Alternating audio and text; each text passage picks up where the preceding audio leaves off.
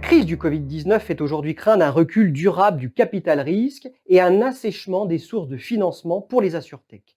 Elles sont de surcroît encore très jeunes et dans ce contexte de crise, le risque d'un important écrémage est aujourd'hui bien réel.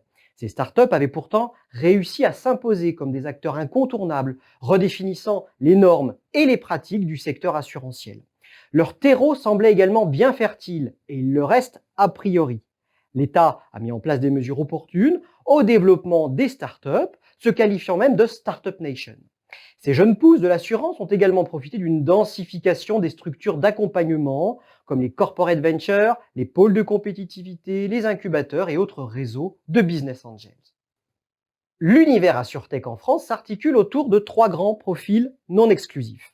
Les nouveaux modèles d'offres, les intermédiaires de nouvelle génération et les prestataires technologiques. Et leur relation avec les assureurs traditionnels repose davantage sur des logiques partenariales plutôt que concurrentielles. En témoignent les nombreuses prises de participation ou l'accompagnement par des structures spécifiques comme Accélérateur Alliance ou AXA Factory. Seule une poignée s'inscrit dans une véritable démarche disruptive, à l'instar des néo-assureurs Alan, présents dans l'assurance santé, et de Sena dans l'assurance dommage, qui disposent tous deux d'un agrément de la CPR et sont à ce titre des assureurs de plein exercice. Pour résister, les assurtech devront continuer de miser sur les éléments déceptifs des offres traditionnelles. Transparence, instantanéité, compétitivité prix, telles sont les promesses qu'elles devront honorer grâce au digital, un canal qui a été valorisé dans un contexte de confinement et de télétravail. Pour préserver leur avance sur les assureurs traditionnels, les assurtech devront également proposer à leurs clients des fonctionnalités additionnelles par le biais des nouvelles technologies.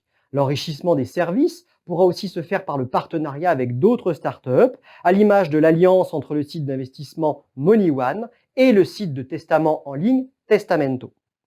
L'ouverture à la concurrence de certains marchés de l'assurance ouvre également des perspectives de croissance.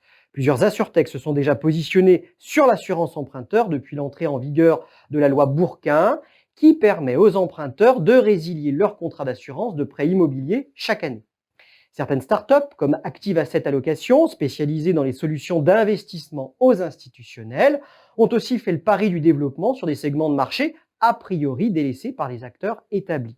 Elles ont clairement opté pour une stratégie d'évitement, ce qui ne les protège en rien de l'arrivée de nouveaux concurrents.